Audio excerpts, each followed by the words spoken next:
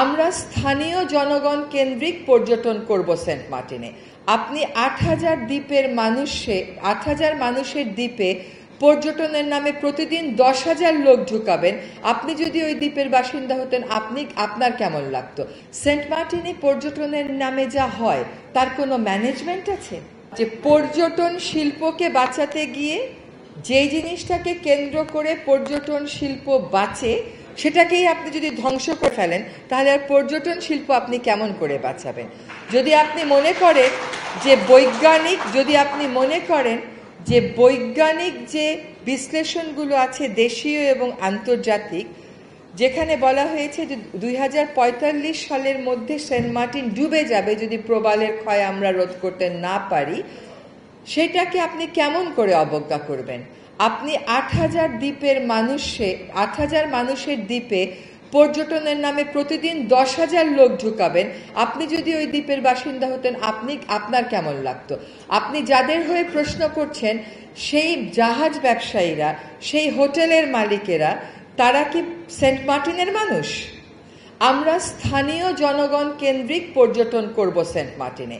স্থানীয় জনগণ কেন্দ্রিক যখন পর্যটন হবে, আপনি রাতারগুলে গিয়ে দেখে আসেন, সেটা কিন্তু ধ্বংসপ্রাপ্ত হচ্ছে না। হ্যাঁ, এখন যদি বলেন যে আপনি ব্যবসায়ীদের স্বার্থ দেখেন এবং যেটা ব্যবসায়ীদের স্বার্থ সেটাই শিল্প, তাহলে সেটা এক ধরনের যুক্তি।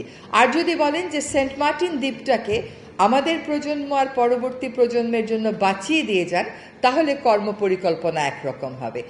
এই সরকার নতুন কোনো কিছু করেনি, বহু পুরনো সিদ্ধান্ত এই সরকার বাস্তবায়ন করেছে। তাহলে বলেন যে সিদ্ধান্তগুলো নেওয়াটাই ঠিক ছিল না, সিদ্ধান্তগুলো সকল ভুল, এগুলোর কোনো বৈজ্ঞানিক ভিত্তি নেই, তা তো বলতে পারবেন না। শিল্প তখনই হয় যখন তার একটা ম্যানেজমেন্ট থাকে। সেন্ট মার্টিনে পর্যটনের নামে যা হয় তার কোনো ম্যানেজমেন্ট আছে? কোরাল ভেঙে ভেঙে নিয়ে আসা হয়। আপনাকে যে প্রশ্নটা করলেন তার বিপরীতে আমি কয়েকটা শুধু ছবি দেখাই, সেগুলো একটু দয়া করে দেখেন। আপনারা এই যে কথাগুলো আপনারা বলেন, এই দেখেন এইবার কি ওখানে মারা গেছে এত নিয়ন্ত্রণের পরেও, তাহলে আমরা প্রাণীগুলোকে মারতেই থাকবো পর্যটনের নামে? আপনারা তো সবসময় রিপোর্ট অনিয়ন্ত্রিত পর্যটনের কারণে কক্সবাজারে যাওয়া যাচ্ছে না। তো যখন নিয়ন্ত্রণ করা হয় তখন বুঝতে হবে যে এটার পিছনের যুক্তিটা। অনাবশ্যক ভিত্তিহীন কতগুলো কথা দিয়ে একটা দ্বীপকে বাঁচানোর প্রয়াসকে ভিন্ন করার কোনো সুযোগ নেই।